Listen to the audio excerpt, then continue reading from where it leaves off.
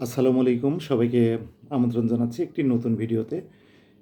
আজকের ভিডিওর টপিক একটি কবিতা, ইংরেজি কবিতা 'the arrow and the song'. কবিতাটি লিখেছিলেন ওয়ার্ডসওয়ার্থ লংফেলো।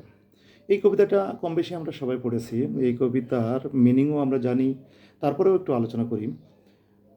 কবিতার বিষয়বস্তুতে দেখা যায় কবি একদিন আকাশের দিকে একটি তীর ছুঁড়লেন। তীরটি কোথায় গেল, কোথায় পড়ে গেল কবি জানেন না। এরপরে আরেক দিন তিনি একটি গান গাইলেন, এটিও হাওয়ায় মিশে গেল। অনেক দিন পর তিনি খেয়াল করলেন যে তীরটি তিনি একদিন ছুঁড়েছিলেন সেটি একটি ওক গাছে আটকে আছে, বিদ্ধ হয়ে আছে। এরপর তিনি যে গানটি গেয়েছিলেন সেই গানটিও তার এক বন্ধু গাচ্ছে।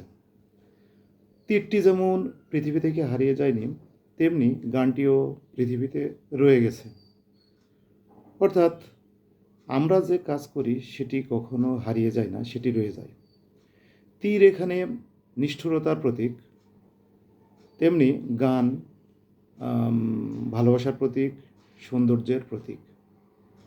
তীর যেমন নিষ্ঠুরতা হিসেবে ওক গাছে বিদ্ধ হয়ে আছে, তেমনি গানটিও একজন বন্ধুর হৃদয়ে গেঁথে গেছে।